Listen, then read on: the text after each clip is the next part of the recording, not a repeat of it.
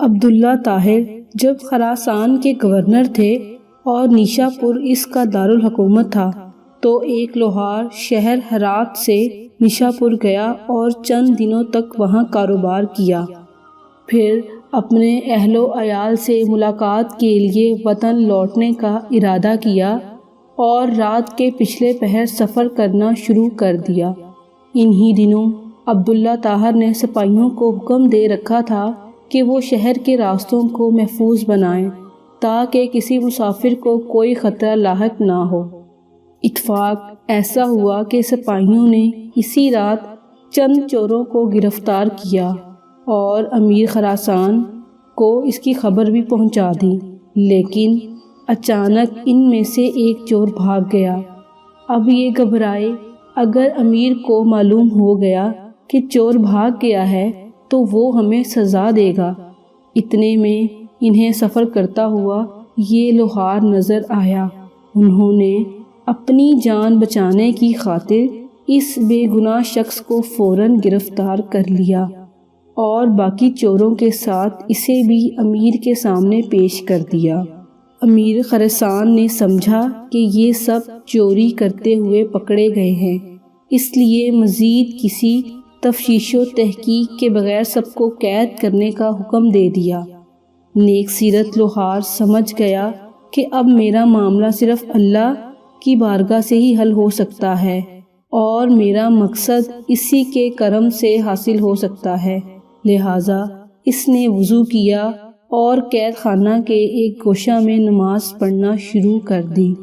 ہر 2 رکعت کے بعد سر سجدہ میں رکھ کر اللہ تعالیٰ کی بارگاہ میں رقت انگیز دعائیں اور دل سوز مناجات شروع کر دیتا اور کہتا، اے میرے مالک، تو اچھی طرح جانتا ہے میں بے قصور ہوں۔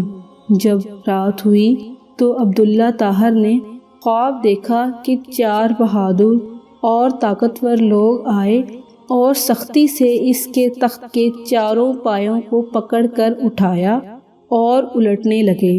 اتنے میں اس کی نیند ٹوٹ گئی۔ اس نے فوراً لا حول ولا قوت الا باللہ پڑھا، پھر وضو کیا اور اللہ کی بارگاہ میں 2 رکعت نماز ادا کی، جس کی طرف ہر شاہ و گدا اپنی اپنی پریشانیوں کے وقت رجوع کرتے ہیں۔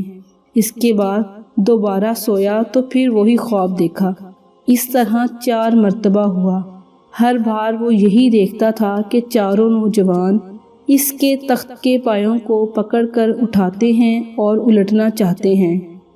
امیر خراسان عبداللہ طاہر اس واقعہ سے گھبرا گئے اور انہیں یقین ہو گیا کہ ضرور اس میں کسی مظلوم کی آہ کا اثر ہے۔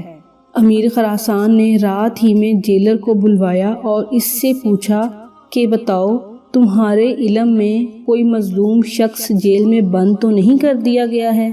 جیلر نے عرض کیا، عالی جاں، میں یہ تو نہیں جانتا کہ مظلوم کون ہے، لیکن اتنی بات ضرور ہے کہ میں ایک شخص کو دیکھ رہا ہوں جو جیل میں نماز پڑھتا ہے اور رقت انگیز اور دل سوز دعائیں کرتا ہے۔ امیر نے حکم دیا اسے فوراً حاضر کیا جائے۔ جب وہ شخص امیر کے سامنے حاضر ہوا تو امیر نے اس کے معاملہ کی تحقیق کی۔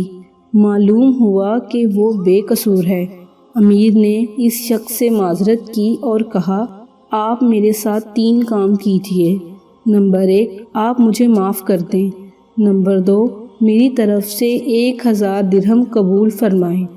نمبر 3، جب بھی آپ کو کسی قسم کی پریشانی درپیش ہو تو میرے پاس تشریف لائیں تاکہ میں آپ کی مدد کر سکوں۔ نیک سیرت لوہار نے کہا، آپ نے جو یہ فرمایا ہے کہ میں آپ کو معاف کر دوں تو میں نے آپ کو معاف کر دیا، اور آپ نے جو یہ فرمایا کہ 1000 درہم قبول کر لوں تو وہ بھی میں نے قبول کیا، لیکن آپ نے جو یہ کہا ہے کہ جب مجھے کوئی مشکل درپیش ہو تو میں آپ کے پاس آؤں، یہ مجھ سے نہیں ہو سکتا۔ امیر نے پوچھا، یہ کیوں نہیں ہو سکتا؟ تو اس شخص نے جواب دیا کہ وہ خالق و مالک جل جلال جو مجھ جیسے فقیر کے لیے آپ جیسے بادشاہ کا تخت ایک رات میں 4 مرتبہ اوندھا کر سکتا ہے، تو اس کو چھوڑ دینا اور اپنی ضرورت کسی دوسرے کے پاس لے جانا اصول بندگی کے خلاف ہے۔ میرا وہ کون سا کام ہے جو نماز پڑھنے سے پورا نہیں ہو جاتا کہ میں اسے غیر کے پاس لے جاؤں؟ یعنی جب میرا سارا کام نماز کی برکت سے پورا ہو جاتا ہے تو مجھے کسی اور کے پاس جانے کی کیا ضرورت ہے؟